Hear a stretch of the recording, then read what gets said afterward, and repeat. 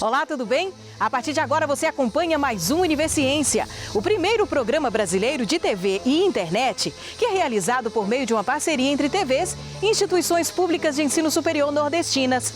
Veja quais as pesquisas vamos conhecer hoje.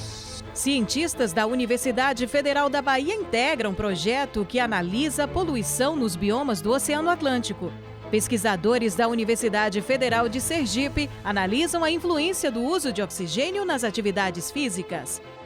Um perfil das afroempreendedoras da moda da região metropolitana do Recife.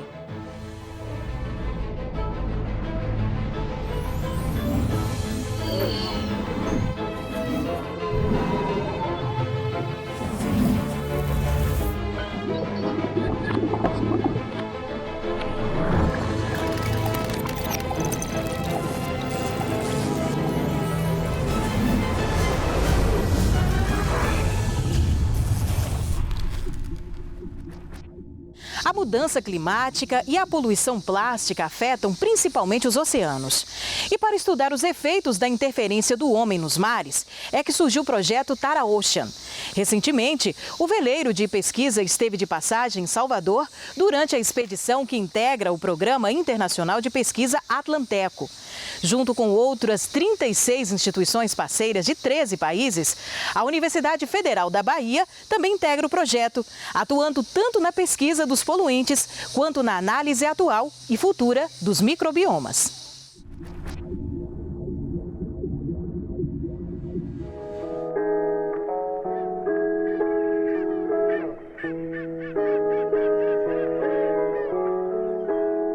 Pesquisadores da UFBA, junto com outras 35 instituições de 13 países, participam do projeto Atlanteco, desenvolvido dentro do veleiro francês Tara Ocean, que tem como missão estudar o microbioma marinho, suas interações com o clima e o impacto da poluição nos oceanos, através de uma expedição internacional pelo Atlântico Sul.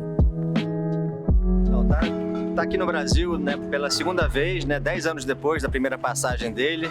E o Tara já há 20 anos vem fazendo esse trabalho de pesquisa científica sobre o oceano, sobre os impactos das mudanças climáticas, sobretudo na biodiversidade marinha, mas também é um embaixador da sustentabilidade dos oceanos. Então, sempre que nós chegamos a uma cidade, nós trazemos essa mensagem dos oceanos hoje impactados pela mudança climática, impactados pela poluição plástica, e tentamos sensibilizar a população, jovens, crianças, escolas, a essa questão da ecologia dos oceanos, que é pouco falada perto da ecologia da Amazônia, das mudanças climáticas, Então o Tara tem essa vertente de ensinar, de trazer essa informação científica também já traduzida para o grande público.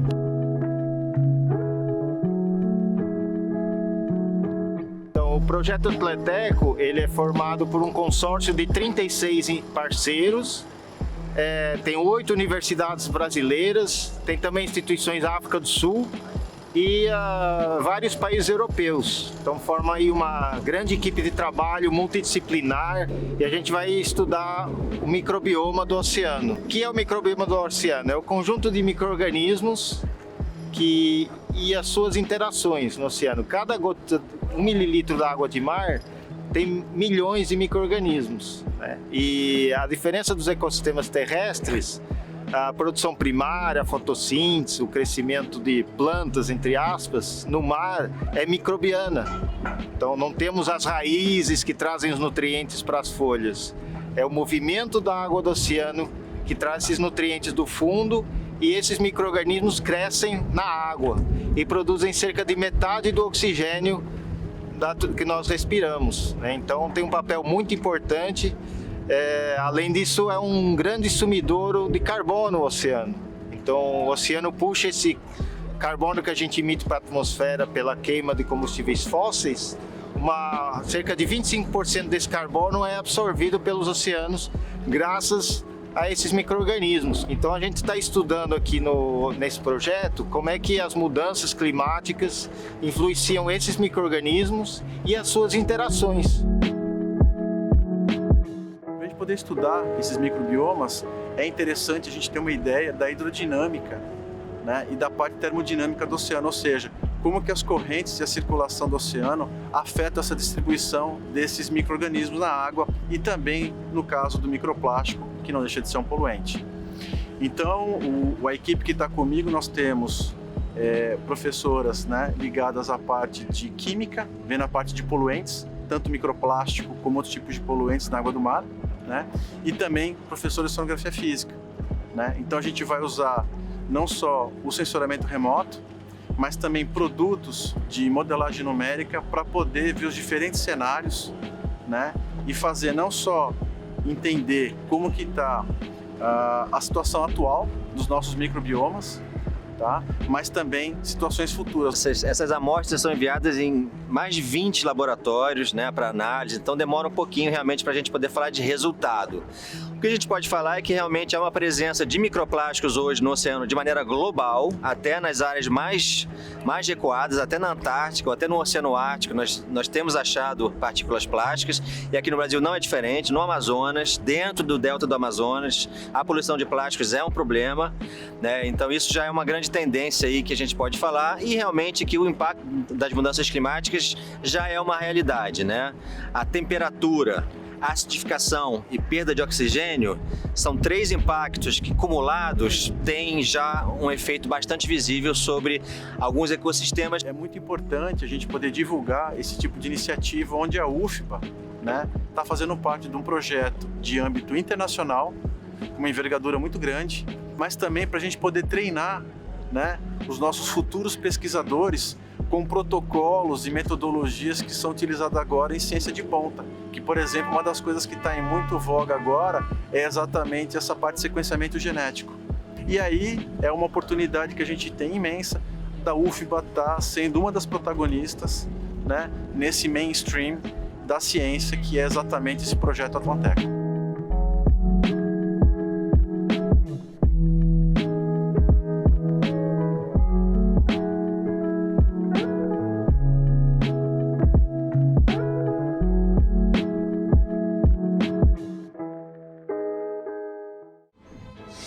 E no próximo bloco você confere, a Universidade Federal do Ceará acaba de desenvolver o protótipo de uma máscara de assistência ventilatória para pacientes com complicações de Covid-19. A gente volta já já.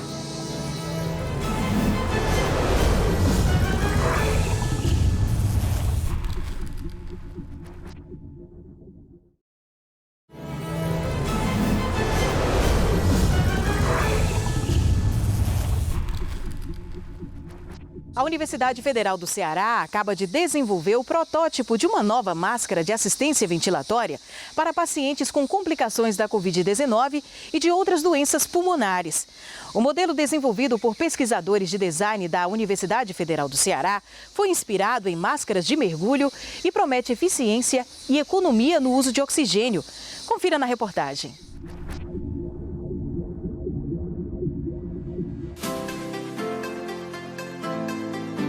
Wolf Mask vem como mais uma alternativa com diferenciais interessantíssimos para contribuir para a ventilação dos pacientes que são acometidos pelo Covid e que demandam esse tipo de assistência. Então, trazemos uma inovação aí hoje, a partir de um trabalho de grupo e interdisciplinar entre vários departamentos.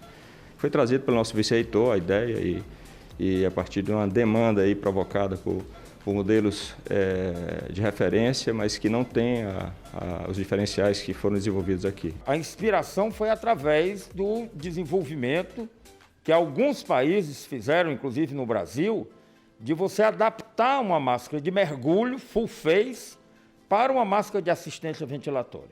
E nós testamos essa máscara de mergulho e realmente a gente viu que essa máscara era eficaz, mas tinha vários problemas, porque ela não tinha sido feita para ser uma máscara de assistência ventilatória. Essas adaptações, elas sempre têm desvantagens, né? No caso da máscara de mergulho, uma das grandes desvantagens era a ergonomia da máscara, o que é algo significativo, já que o paciente precisa passar muitas horas com ela, né? Então, diante dessa situação, a gente começou a pensar que seria interessante, que faria sentido pensar uma interface toda nova e que ela tivesse a melhor adaptação possível para esse contexto. Tanto na Europa como em alguns locais do Brasil, essa máscara de mergulho adaptada, ela mostrou-se, né, adaptada para uma máscara de assistência ventilatória não invasiva, ela mostrou-se eficaz.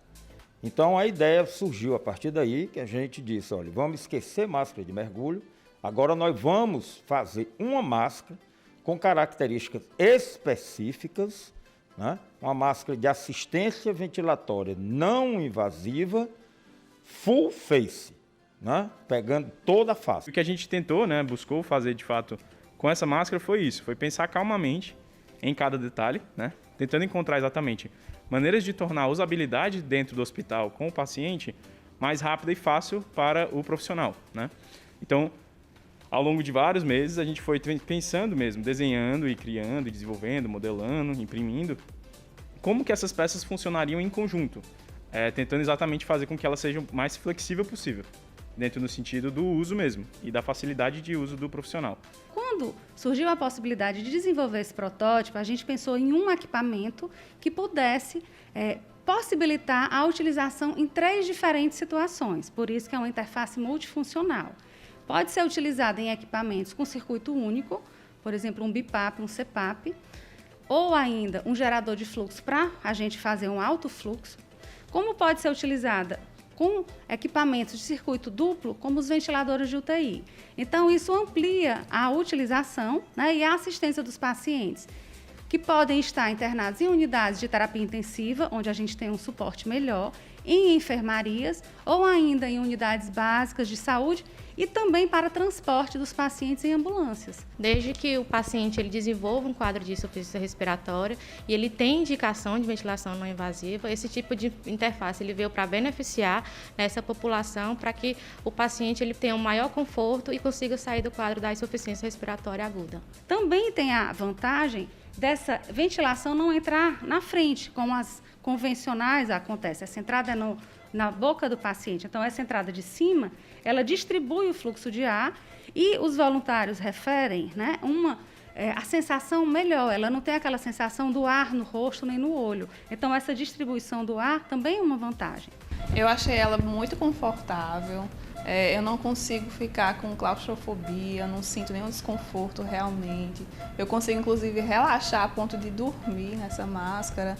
Então, assim, vejo muita vantagem nessa questão da utilização pelo paciente. Essa nova tecnologia, ela tem uma grande vantagem, que é justamente a questão do conforto, a questão também da versatilidade, ou seja, poder ser utilizada de várias formas diferentes. E, além disso, a questão da economia, já que ela, muitas vezes, ela não vai precisar de equipamentos caros, como os ventiladores, assim como também a quantidade de oxigênio que é fornecido para o paciente é suficiente, mas o gasto é muito menor do que outras tecnologias. Então, essa foi a grande avanço, a grande inovação, o grande diferencial da Wolfmask. A gente chegou aqui numa fase de desenvolvimento onde a gente tem um protótipo que consegue ser usado em alguns testes clínicos, a testar se de fato a coisa funciona, se está legível, se está condizente com a situação que eles enfrentam. E aí agora é a fase onde a gente chega, depois de ter atestado esse funcionamento, é de fato ir atrás de alguns parceiros na indústria, para que a gente consiga agora discutir sobre esses processos produtivos em larga escala. A gente fica muito feliz com o resultado, tanto no sentido do que ele é para esse momento que a gente está vivendo como humanidade, mas também o que ele pode ser para outros, né, momentos, inclusive para outros tipos de doença respiratória, né, de auxiliar o mesmo profissional. E uma tecnologia nossa, né? É um processo evolutivo. Certamente nós teremos uma versão 3ª, 4ª, buscando o aperfeiçoamento. Esse é o papel da universidade, né? Melhorar a qualidade de vida das pessoas. Um projeto de extensão da Universidade Federal de Sergipe, além de funcionar como uma espécie de laboratório para os estudantes de educação física, estimula a prática de atividades físicas, promove saúde, bem-estar, melhorias nos aspectos sociais e emocionais. Além de incentivo à participação em provas de corrida, o projeto deu origem a uma pesquisa interessante sobre a influência do oxigênio nas corridas. Vamos acompanhar? Clube de Corrida é um projeto de extensão aqui da universidade, vinculado ao Departamento de Educação Física, e a gente faz um atendimento através da corrida de rua, através da prescrição do exercício corrida de rua para a comunidade acadêmica, tanto os alunos, professores, técnicos, quanto também as pessoas que moram em torno da universidade. Eu voltei a correr com mais frequência no ano de 2012, quando eu estava iniciando o meu curso de doutorado. E eu estava num período de muitos estudos intensos e aí eu percebi que precisava de uma atividade física para poder equilibrar um pouco com a saúde mental. Aí eu encontrei na corrida essa prática e comecei a correr lá. Na época eu morava em Florianópolis e me fez muito bem e desde então eu não parei de correr. Ele surge em 2015 e a gente tem esses 6 anos aí através de muita teoria e prática, ou seja, tudo que a gente aprende na graduação, durante a graduação, até mesmo o mestrado, a gente consegue aliar a teoria com a prática. A gente gosta de falar que aqui a pista de corrida é o nosso laboratório. Nós gostamos muito de pesquisar aquilo que é polêmico. Se o oxigênio poderia melhorar ou não a performance. Porque as pessoas devagarzinho já estavam usando o oxigênio como uma estratégia, né, de melhorar a performance, mas melhora ou não melhora? Essa era uma questão, né? Nós pegamos um grupo apenas de mulheres, colocamos em laboratório em esteira e comparamos, né, mulheres que treinavam utilizando a recuperação com oxigênio, né, dando um excesso de oxigênio, ou seja, a hiperoxia, e a gente também fez a comparação com um grupo sem oxigênio. E a gente verificou que mesmo devido à polêmica, há uma evidência que parece que o oxigênio pode melhorar a performance. A do anti-inflamatório, o pessoal ia correr longe, ou seja, corridas acima de 20 km, né, 30, principalmente maratona ou as outras corridas que acontecem acima de 42 km. Então o pessoal já levava no bolso o anti-inflamatório, sabendo que vai doer, né, que a musculatura vai responder com dor, e antecipando a isso, lá no meio da corrida já tomava um anti-inflamatório. Só que o que é o grande problema? Eles estão tomando o medicamento sem uma receita, sem estar um uso correto, né? Em cima disso, nós fomos a campo, comparamos o grupo que utilizou anti-inflamatório, que não utilizou inflamatório, para ver se melhorava a performance. Nesse caso, nós vimos que não houve melhora da performance. Porém, a dor até reduziu, mas a melhora da performance não aconteceu. Ou seja, o que os atletas estão fazendo, estão mascarando aquilo que o corpo está respondendo, né? A questão que o corpo está avisando, puxa, você está correndo, né? Está começando a ter dor, tua musculatura está te avisando que pode lesionar. Mas se você mascarar, como é que você vai saber, né, a hora de parar? Aí o grande X da questão é um dos objetivos do clube de corrida, ou seja, é você ter a orientação. Porque é amplo, né? Você tem que ter uma orientação tanto da parte nutricional, quanto uma orientação na parte da tua periodização, ou seja, o pessoal começa a correr, imagina que correu quanto mais rápido, quanto mais longe, que isso vai fazer com que você melhore. Mas na verdade, um treinamento correto, você precisa ondular. Você precisa ter momentos que você tem mais intensidade, momentos que você tem que de fato descansar, momentos que você vai misturar a intensidade com intensidades altas e baixas, que você vai correr mais longe, mais curto, só que mais curto com intensidade. E toda essa periodização, ela que é o que o profissional de educação física faz, né? Muitos começam a correr sem qualquer tipo de orientação profissional e rapidamente se machucam. Sabe aquela história de você querer correr uma quadra e querer fazer isso o mais rápido que você pode e você não aguenta nem correr uma quadra? É justamente porque você ainda não tem essas orientações, né? E daqui a pouco uma análise do perfil social das empreendedoras negras da moda da região metropolitana do Recife. A gente volta já.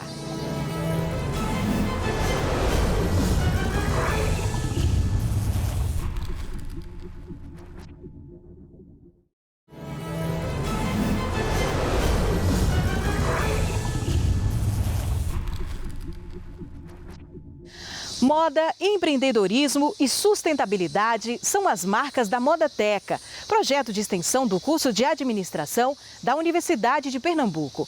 A iniciativa visa incentivar e orientar afroempreendedoras na produção de moda na região metropolitana do Recife. E o projeto é alvo de diversas pesquisas.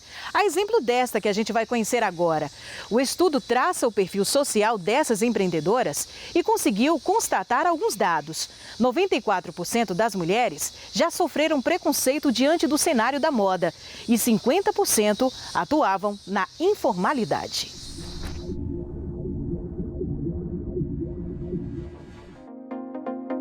Bom, primeiro contextualizar que a gente está num estado de Pernambuco que tem um polo de confecções, né, e tem um dom, uma inclinação para a economia criativa.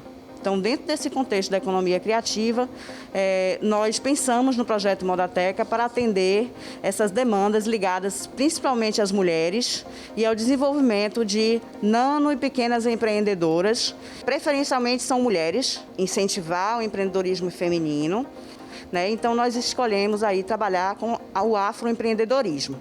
Então, as mulheres afroempreendedoras, né, foi feito um chamamento público através das redes sociais, uma seleção, e aí foram selecionadas 26 marcas que já tinham um DNA da moda negra, autoral, né? Então a gente trabalha aí no sentido de desconstruir essa moda que foi colonializada. Aí, a partir dessa seleção, né, a gente traz as mulheres para a universidade, para dentro de sala de aula, e vai trabalhar os conteúdos de moda, de design, de economia criativa, de artesanato, de sustentabilidade, de gestão de negócios digitais. O projeto, a base é o programa de extensão Modateca.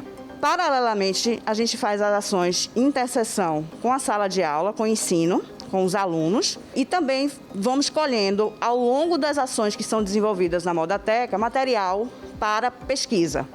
Então, fazemos entrevista, recolhemos dados, fazemos análises. A gente desenvolveu uma pesquisa de acordo com o perfil socioeconômico das afroempreendedoras da economia criativa da região metropolitana do Recife. Então, a gente teve o recorte que foi das mulheres empreendedoras aqui, que teve a capacitação no projeto. E aí a gente estudou e pesquisou, na verdade, o cenário econômico, como a marca dela se situou no mercado. A gente auxiliou no processo de gestão de negócios, no marketing, no empreendedorismo e, em geral, na economia criativa. A gente está vivendo aqui a parte prática, né, no projeto de extensão. Mas a gente entende que essa prática ela precisa ser reconhecida, analisada, adequada, né, e retroalimentar o sistema. Então, a pesquisa ela é importante, a pesquisação, porque ao momento que vão se desenvolvendo as ações, a gente vai colhendo esses dados, né, e fazendo um trabalho científico. E essa pesquisa, ela assim, mostrou as realidades do Brasil. A gente constatou dados alarmantes, por exemplo, que 94% das mulheres já sofreram preconceito diante do cenário da moda. A gente constatou que 50% delas atuavam no trabalho de forma informal. A gente conseguiu elaborar um material técnico que chama Dossiê de Moda, que a gente foi introduzindo esse trabalho de construção das marcas com as empreendedoras e aplicando um trabalho que junta o plano de negócios com o desenvolvimento da coleção. E isso gerou o dossiê técnico de moda, tá? Que é uma sistematização própria da Modateca. Mas que para isso fosse possível, a gente fez toda a parte de pesquisa, de embasamento, desenvolveu os indicadores. E aí essas análises fizeram as bases teóricas para poder a gente trazer essa proposta do dossiê técnico de moda. Há 6 anos a Zarina já existe no mercado da moda, dessa moda autoral preta. E esses 6 anos, né, a gente vem se modificando, entendendo cada vez mais a nossa essência, né, na moda, enquanto pessoa, enquanto sociedade também, né? A gente pensa quando a gente fala em moda, a gente fala também em todo esse contexto. A Zarina, ela surge, né, através de uma inquietação de quem é Jéssica na sociedade, né, de quem é Rodrigo, que é meu companheiro e sócio. Então, a gente, nesse contexto de quem somos nós enquanto pessoas negras, né, a gente teve essa inquietação de se vestir. Então, a gente buscou trazer a Zarina, né, como forma de foco, exaltação também da negritude, né? Então, a gente traz tudo que a gente traz como viés de roupas, acessórios, recortes. A gente sempre está pensando, né, nessa população que tem essa invisibilidade dentro da sociedade, né? Que elas possam se vestir, se enxergar, se exaltar e se empoderar ainda mais. Pude desenvolver bastante coisa, né?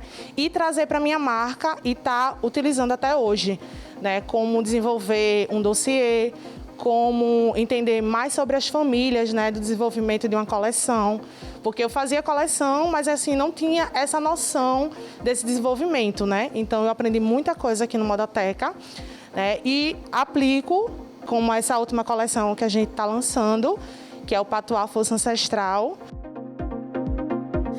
E o Universiense de hoje vai ficando por aqui. Na próxima edição, voltamos com mais pesquisas científicas do nosso Nordeste. Tchau, tchau e até lá!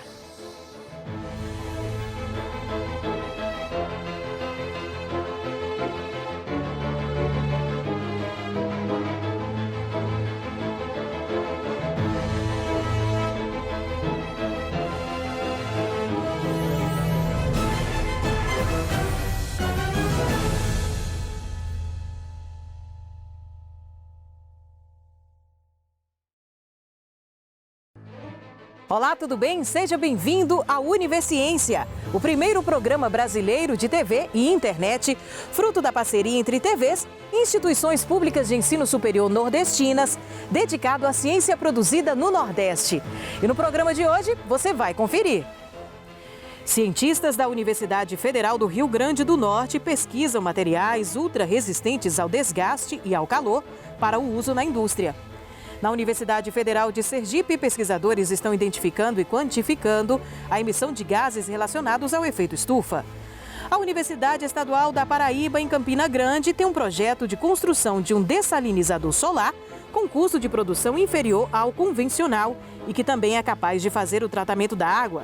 E ainda, na Universidade Estadual do Piauí, questões de gênero e representatividade feminina em produtos da indústria cultural, através da análise da banda Mamonas Assassinas e dos quadrinhos da Mulher Maravilha.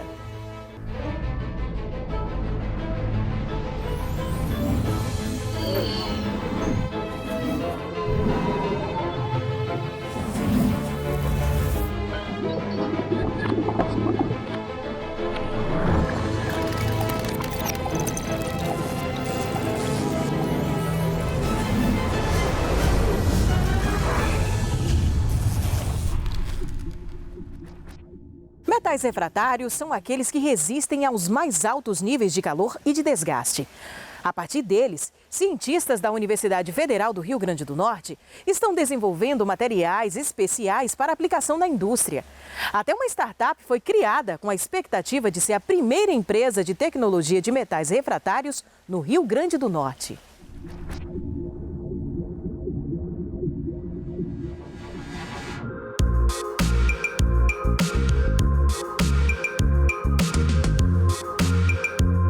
O que seria um metal especial? O que seria uma liga especial?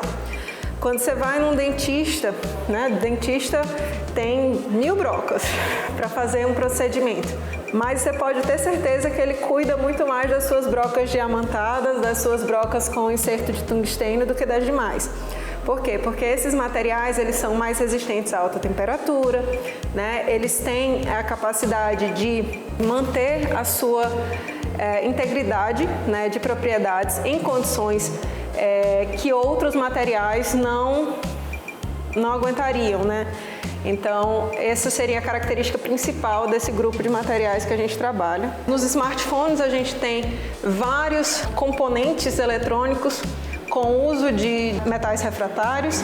A gente tem os wearables, né, relógio com GPS que tem o uso desses metais refratários. O trabalho com os metais refratários, do qual a professora Camila faz parte, é realizado por um grupo de pesquisadores que integram a rede de pesquisa em materiais avançados, numa junção de laboratórios que desenvolvem estudos no aperfeiçoamento desses metais para aplicação na indústria.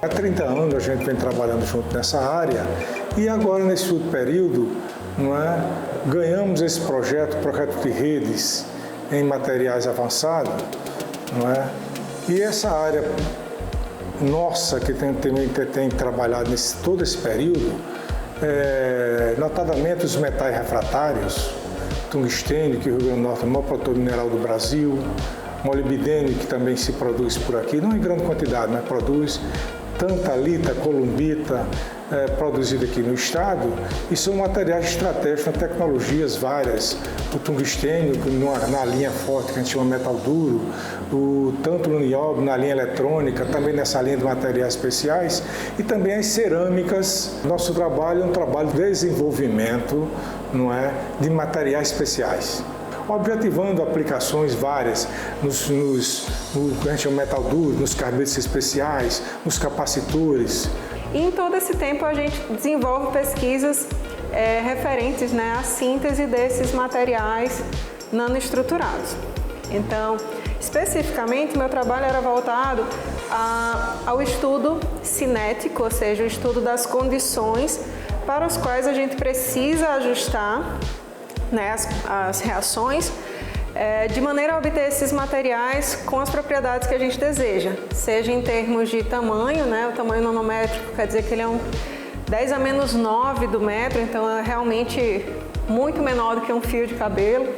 Então, esses materiais nessas condições, eles apresentam propriedades diferenciadas. Então, por isso o interesse, né, não só do Laboratório de Materiais Nanoestruturados e Reatores Catalíticos, mas também aqui do LMCME, né, de Materiais Cerâmicos e Metais Especiais, né, em desenvolver essas rotas diferenciadas, para que a gente possa produzir, né, materiais com características realmente superiores às que geralmente se encontram no mercado, né? Os processos tradicionais, eles conseguem produzir esses materiais ou materiais similares com tamanhos bem maiores.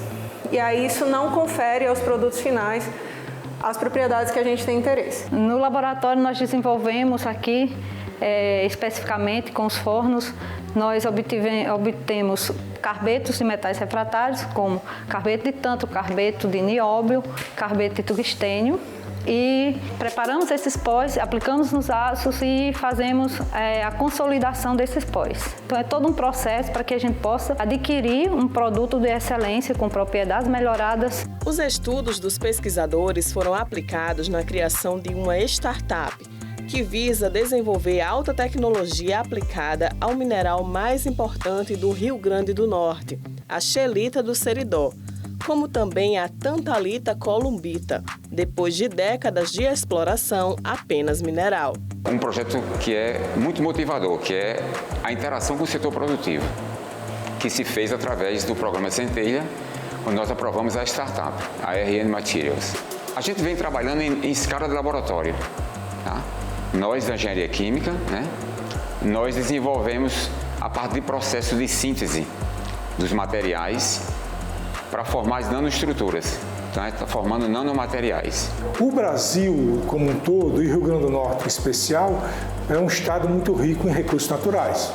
O maior produtor de minério tungstênio, um grande produtor de tantalita columbita, e alguma coisa de molibdenita, mas o minério não retorna recurso financeiro. O que agrega valor, o que traz valor é a tecnologia, tá certo? A tecnologia, e essa coisa que a gente tem concentrado, que a gente está começando a fazer, e a gente espera que nossa startup, então, seja a primeira empresa de tecnologia dos metais refratários que começa a mudar essa situação no Rio Grande do Norte, que é vender minério.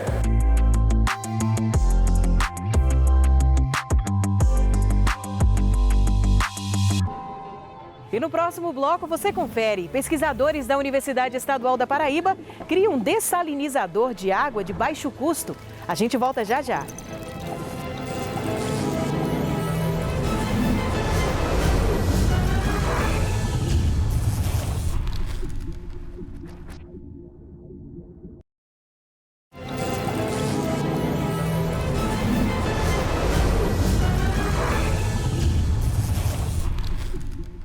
A energia move o mundo, mas a sua produção é apoiada na exploração de recursos naturais, provocando uma série de modificações no ambiente, principalmente por conta da emissão de gases do efeito estufa. De acordo com o Observatório do Clima, no Brasil, a agricultura e a pecuária são as principais fontes de emissão desses gases, que estão sendo identificados e quantificados pela Universidade Federal de Sergipe, a fim de propor medidas para neutralizar os seus efeitos.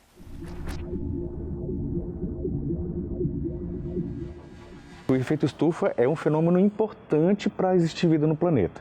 Se não existisse o efeito estufa, a temperatura do planeta ia ser 30 graus a menos do que é atualmente. Isso tornaria o planeta gelado se não fosse o efeito estufa. Então, com o que eu tenho que me preocupar? Com o carregamento da atmosfera com esses tais gases de efeito estufa. Quais são as atividades no Brasil responsáveis pelas emissões de gás de efeito estufa? Eu vou dizer para você que queimadas, desmatamento, a própria atividade agropecuária, porque o boi, por ser um animal ruminante, ele libera muito metano. Nesse desafio de saber assim, propor manejo melhor da produção de alimento, para que esse manejo e ao produzir alimento não seja um responsável por emitir grandes quantidades de gás de efeito estufa, a gente tem que identificar quanto que tem de carbono no ambiente, né? Então essa é uma das coisas que a gente faz no laboratório. Durante o meu mestrado eu trabalhei com isso. Nesses mapas a gente pode ver, no primeiro mapa são estimativas de carbono que já existem em bancos de dados da literatura, e nesse segundo mapa são estoques de carbono gerados aqui no laboratório para áreas de caatinga. No terceiro mapa a gente pode observar que em verde são as áreas em que os estoques de carbono gerados aqui no laboratório estão correspondentes, ou seja, estão de acordo com estoques já existentes na literatura. Ou seja, atualmente a gente já tem a capacidade, não é, de gerar essas estimativas, tanto para a biomassa quanto para o solo. E a partir daí a gente consegue fazer previsões de qual vão ser os efeitos das mudanças climáticas a longo prazo. Como é que a gente consegue fazer uma predição do que vai acontecer daqui a 90, 100 anos, né? Como é que isso é possível? A gente consegue fazer isso através de um processo chamado de modelagem ambiental, que é um programa de computador que junta essas informações climáticas e consegue traduzir uma resposta de como os organismos vão responder a essas variações no clima. Num cenário otimista de mudanças climáticas, é quando os acordos eles são cumpridos, as políticas públicas elas se fazem valer. Então, nesse cenário positivo, eu percebo que não ocorre muita variação da temperatura.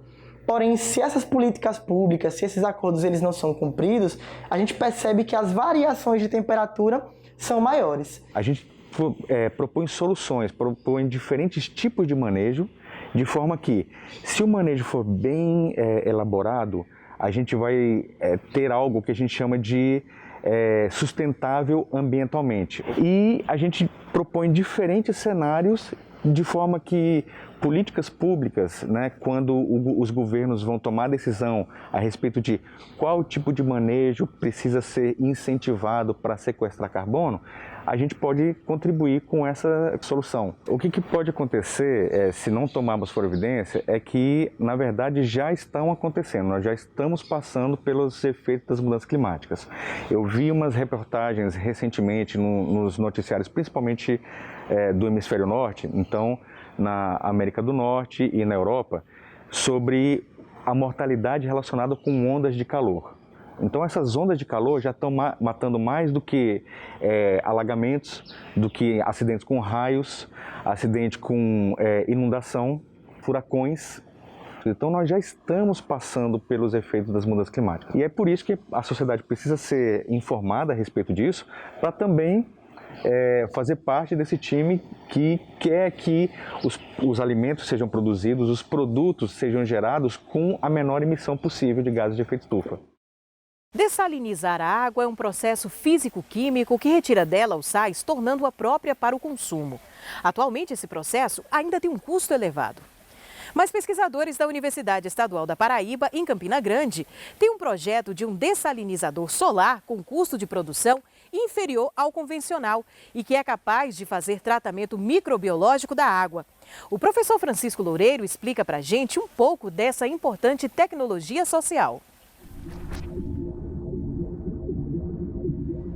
O dessalinizador solar, ele imita a natureza. Então, imita o ciclo hidrológico da água. A água evapora e condensa e cai. Então, a gente simula isso usando uma estrutura de alvenaria e vidro. Então, é uma casinha onde uma água salgada é colocada diferentes níveis de salinidade, dependendo do poço. Ela acaba chegando dentro do equipamento em níveis bem superiores à salinidade do mar, mas ela evapora e o sal não evapora naturalmente. Ela bate no vidro e condensa. E do vidro ela escorre, cai nas canaletas e essa água ela sai completamente livre de sais, ou com a quantidade mínima de sais. E como a temperatura no interior do equipamento chega a mais de 70 graus Celsius, na época mais quente do dia, também os micro-organismos eles morrem todos. Então, além de ser um tratamento para retirar os sais, é também um tratamento bacteriológico e microbiológico, vamos dizer assim. Nem vírus, nem bactérias vão escapar aquelas temperaturas altas ali dentro daquele processo, e também no processo de evaporação, condensação. Então, é a partir desse gradiente de temperatura. Interessante é que mesmo à noite existe um processo de produção de água. O equipamento não para de produzir 24 horas por dia, porque à noite também vai ter uma diferença de gradiente. A água vai estar quente e o vidro vai estar frio. E aí, por esse gradiente de temperatura, a água evapora, bate no vidro, vai para as canaletas e é conduzido para um recipiente para ser distribuído com a qualidade de água idêntica a uma água mineral, uma água de melhor qualidade. Essa água ela precisa ser remineralizada, mas algo muito simples, que o simples fato de você colocar num jarro de barro, o próprio barro remineraliza a água. Porque a quantidade é mínima, são 30 miligramas o mínimo. O dessalinizador é feito a partir de placas pré-moldadas, porque é a maneira mais barata e mais rápida de se construir, né? A gente não tem custo de manutenção, é um custo baixo, né? Que o mais caro vai ser o vidro. A gente faz normalmente no sistema de mutirão. Utilizamos também um local como pesquisa, ensino e extensão, levando os alunos para construírem. Primeiro, a gente vai para o campo e utilizando formas de ferro, nós preparamos todas as placas pré-moldadas que serão utilizadas no processo. As laterais e as frontais, né? Todas com a ferragem adequada para proteger o material. E depois de 10, 15 dias que esse material já vai estar seco, né? O cimento já vai estar seco, a gente faz a montagem. Ele é um processo de montagem. Então a gente coloca as placas, vai colocar no nível, no esquadro correto, no nível correto, e depois que faz o chumbamento, faz o piso e coloca o vidro. Aí deixa secar, quando coloca o silicone de alta temperatura porque o sistema tem que ser hermeticamente fechado. Se tiver uma brechinha, o que acontece é que cai bastante a eficiência do sistema. E aí a gente, depois de uma semana secando, a gente vai ligar o sistema. Coloca a bandeja toda feita de lona de caminhão, bandejão que a gente chama, o tanque raso, que é feito de lona de caminhão, e enche o sistema, ele vai evaporar e já começa a funcionar o sistema, já vai começar a produzir água potável e de excelente qualidade. Os agricultores, quando eles recebem esse benefício, né, do dessalinizador, eles se apaixonam pela água, porque eles são acostumados a beber uma água de uma qualidade inferior. Tanto em termos de sabor, né, porque a gente sabe que o sal é um dos causadores dos fatores que causam a modificação do sabor da água. Então, uma água que passa a ter, mesmo em níveis aceitáveis, né, pela Anvisa, mesmo em níveis aceitáveis, a água ela é aceitável, mas o sabor não é o mesmo. Então a gente prefere beber uma água mineral, né? Então o agricultor ele utiliza normalmente para beber, para cozinhar. Aí depende da quantidade de dessalinizador que a gente instale, né? Cada um produz em torno de 15 litros de água por dia. Para uma família de 4 pessoas, que é a nossa média, né? Essa água dá para beber e cozinhar, se for uma unidade. Mas tem dessalinizador, tem projeto que a gente conseguiu instalar 10 unidades na casa. Então aí os vizinhos vão buscar aquela água, então serve toda a comunidade. E depois do intervalo, pesquisa da Universidade Estadual do Piauí discute a representatividade feminina em produtos da indústria cultural através da trajetória de uma banda que fez sucesso na década de 90. É daqui a pouco.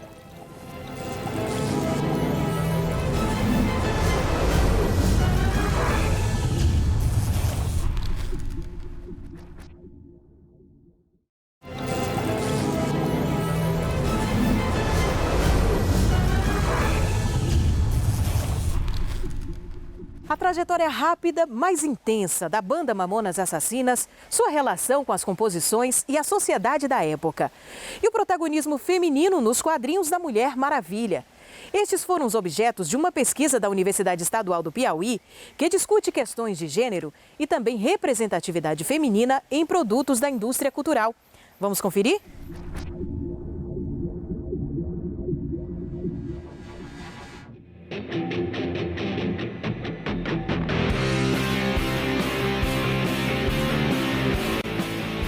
Gênero e sexualidade são temas de discussões em um trabalho sobre a banda Mamonas Assassinas na Universidade Estadual do Piauí. Pesquisadores analisam a trajetória do grupo na quebra de estereótipos e na crítica social sobre o corpo. Pois bem, a pesquisa surgiu durante uma disciplina de Teoria da História, no curso de História da Universidade Estadual do Piauí, lá do campus Clóvis Moura. E durante o seminário, alguns seminários, nós estávamos discutindo a relação entre história e música. Como eu já tenho tido outras pesquisas anteriores discutindo a história e música, então nós ventilamos a possibilidade de discutir músicas de bandas relativamente mais atuais. E aí Daniela, inclusive, se mostrou interessada porque ela gostava da mesma temática que eu, inclusive da mesma banda, que eram os Mamonas Assassinas. O objetivo da pesquisa é tentar entender, através da trajetória musical, que foi uma trajetória rápida, mas foi uma trajetória intensa, dessa banda e como ela nos ajuda a entender não só a história da música brasileira, mas como a própria banda ajuda nas reflexões sobre sociedade, gênero, sexualidade, os usos do corpo. E pensar a música não é só pensar nas letras, mas de todo o meio em que ela compõe, em que o escritor está compondo ali o espaço social em que ele compõe as músicas. E é essa a nossa perspectiva, trazer o aspecto da banda no meio social que ele está, nos anos 90 ali, e trazer para essa relação entre história e música. E foi justamente aí que a gente conheceu aquele jeito todo engraçado dos Mamonas Assassinos, em que as suas vestimentas se destacaram, a performance que eles faziam em palco, que eram diferenciadas da banda de rock tradicional. Eles se inseriram no rock de uma forma totalmente diferente. O principal resultado da nossa pesquisa foi que, apesar de que, em geral, as pessoas associam as letras da banda Mamonas Assassinas, as suas vestes, o seu jeito de ser, a dimensão de gênero, nós concluímos que há uma possibilidade infinita de outras discussões, como as relações políticas nas letras das músicas, né? Então, essa dimensão política, ela ainda há de ser desenvolvida e pensada por outros pesquisadores, que é uma coisa para uma outra etapa da nossa pesquisa, tá? E um outro resultado, talvez, seja o interesse por outras bandas que também, já naquela época da década de 90, também em suas letras, traziam essas discussões através da dimensão de gênero, o aspecto político, até mesmo porque não há como dissociar a dimensão de gênero, da sexualidade, com as dimensões políticos sociais. Então é o principal resultado da nossa pesquisa.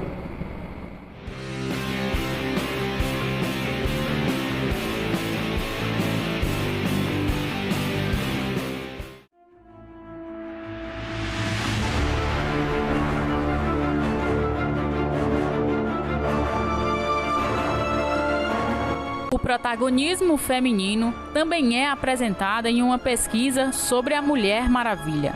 A representatividade da mulher é analisada nos quadrinhos da super-heroína nas décadas de 30 e 40 até os dias atuais. Durante a pesquisa, nós iniciamos os trabalhos com os quadrinhos da década de 30 à década de 40, até a chegada dos filmes. A Mulher Maravilha ela tem várias mudanças, desde os quadrinhos até os filmes, principalmente na sua origem, que ela houve algumas mudanças da sua origem, desde a primeira apresentada até agora. Ela é apresentada feita pelo barro, pela mãe dela, porque era o desejo dela ter uma filha, e todos sabemos que na ilha onde ela vive não há presença de homens, e os deuses deram esse presente. Já nas próximas histórias, já mais na atualidade, ela é apresentada como uma relação que não deveria ter acontecido entre a mãe dela e um dos deuses, e aí ela veio a nascer. Outras diferenças apresentadas que modificam bastante o intuito do criador da Mulher Maravilha, o Molto, que é a vestimenta, porque no início a Mulher Maravilha era apresentada para representar as mulheres fortes da época, pelas suas atitudes, pelas suas contribuições nos quadrinhos, pelas coisas que ela fazia lá e não por sua característica física. E já nos mais recentes, a primeira coisa que chama a atenção é a aparência, pela roupa mais curta, pela roupa colada, pela sua boa aparência física, e essa acaba tirando um pouquinho do motivo real de que ela foi feita, né? Ela foi feita para representar o protagonismo das mulheres, ela foi feita para mostrar que a mulher era capaz de fazer as suas coisas assim como os homens da época, porque antes, nos seus primeiros quadrinhos, ela não tinha o espaço que ela tem hoje. Ela não era uma heroína, ela era uma assistente da Liga da Justiça. Os resultados mostram isso, né? Que as principais contribuições para fomentar o debate em torno do protagonismo feminino, da luta das mulheres, está em você trazer à tona uma personagem que é ícone mundialmente, né? Principalmente através dos quadrinhos. Então a gente foca os quadrinhos, a gente não visa estudar a Mulher Maravilha a partir de filmes, mas sim dos quadrinhos, que é onde ela nasce, é onde tá ali, tá imbuído, né? Tá construído em torno dela toda a representação forte, de uma mulher que rompe barreiras, de uma mulher que é heroína, que é guerreira e ao mesmo tempo é sensível.